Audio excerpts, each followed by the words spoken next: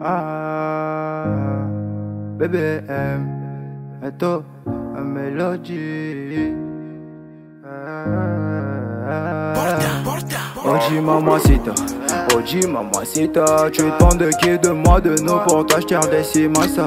Vas-y mamacita, Oji mamacita, en plan ensemble j't'ai dit je t'aime à travers le milinga. Oji mamacita, Oji mamacita, tu demandes de qui de moi de nous pour t'acheter des cimasa. Oji mamacita, en plan ensemble j't'ai dit je t'aime à travers le milinga.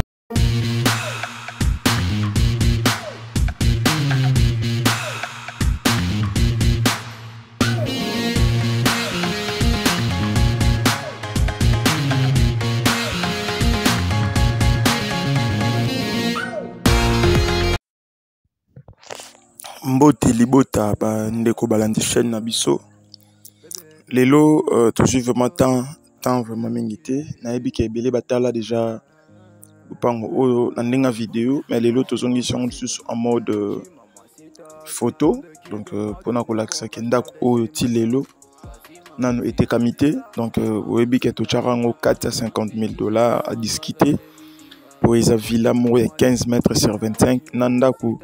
En étage, il y a 4 chambres, salon, cuisine, 3 salles de bain, banda, toilette, donc ils ont un appartement, ils ont un makomba la moko bandana se ti likolo donc ils ont bilo na wakati na siwo mona cuisine ndenge ezali, ba salon ndenge ezali illuminé, minda oyo kotina ndako oyo ezali banda nango.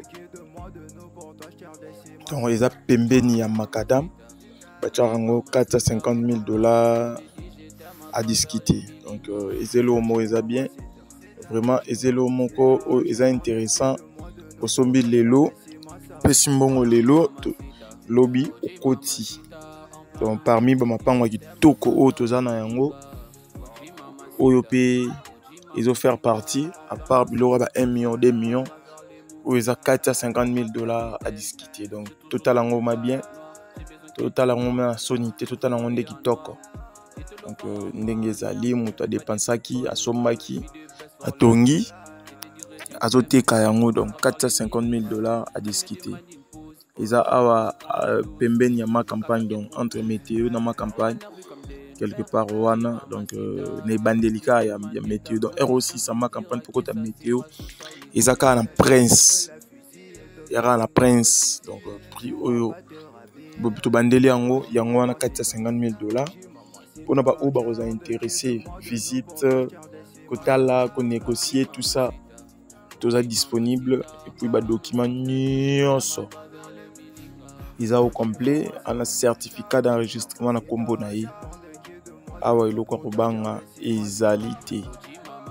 Wana pona ba oba vous intéressé numéro na biso ndeka ezalaka toujours na sewana bengi biso to organiser visite pe tolobaki bandeko soki botindi bandeko na bino baya kotala baya kosela bino ba visite forosola toujours na bango baye ba ko respecter batu baye ba ko respecter ba rendez-vous baye baka donc kozana kibo moto baïba, donc pour éviter tout ça, pour éviter bêtises, soit Mickey, pour éviter bilo mo ezangati na omoni bino boza musika biso toza Kinshasa toyebi réalité oyo bandeko to bat botinda baya kotala ndenge ba réagissera. Donc faut que sola na bango baïba. Merci beaucoup pour la suite. Merci.